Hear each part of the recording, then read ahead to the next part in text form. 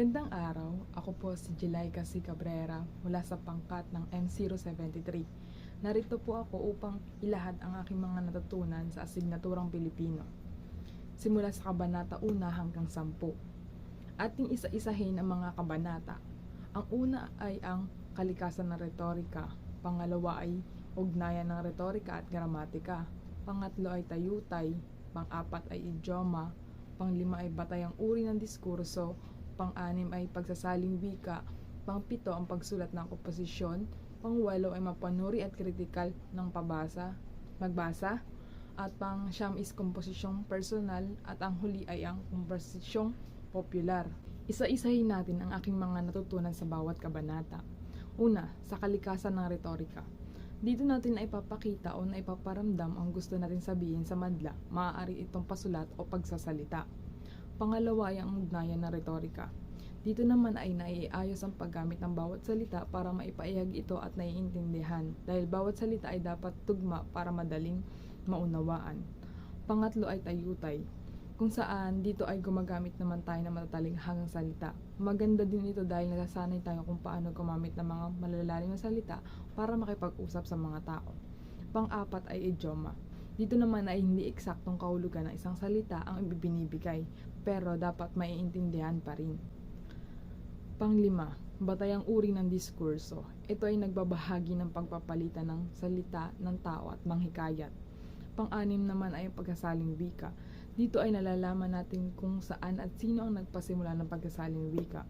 Dito ko din nalaman na bawat pagsasalin natin mapa-Ingles or Tagalog ay may mga tawag pala dito. Hindi basta na pagsasalin lang sa Tagalog at Ingles. Pang-pito ay ang pagsulat ng komposisyon. Dito ay dapat may mga pamantayan tayo na sinusunod para makabuo tayo ng isang paksa na maayos at maintindihan ng nakakarami. Dapat para kanino, anong pinakapunto ng isang paksa. At ang pang-walo ay mapanuri at kritikal na pagbasa. Dito naman ay pagkuha ng tamang impormasyon na binabasa. Dito din nalaman na dapat hindi lang tayo basta kukuha o magbabasa, dapat alam natin kung ano ang layunin ng author, para saan, bakit niya ito nilathala, ano ang damdamin na bumubuhos at bakit niya ito nagawa. Di lang ito ang mga nakabase dito, mayroon din mga pagsusuri, mga teknik ng pagbabasa at mga kinakailangang kakayahang ng mga mababasa. Pang-siyam ay ang komposisyong personal. Dito ay madali lang dahil ikaw mismo magsusulat ng mga karanasan o patungkol sa buhay mo. May mga akbang ka lang nasusundin para maayos at maganda ang komposisyon na magagawa mo. Kadalasan dito ay journal, autobiography at reflection mo sa isang bagay. At dumako na tayo sa pinakahuling aralin, kabanata 10. Ito ay ang komposisyong popular. Dito naman ay nalaman kung ano ang mga tawag sa mga comics, slogan, television at radyo.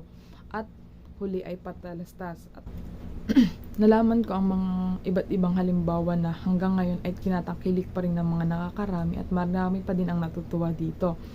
Lahat ng aking mga natutunan ay babaunin ko at magbibigay leksyon ito sa akin. Malaking intulong ito para sa akin dahil mas lumawak ang aking kaisipan sa asignaturang Pilipino. Kaya maraming salamat, Binibining Babaw. Hanggang sa muli.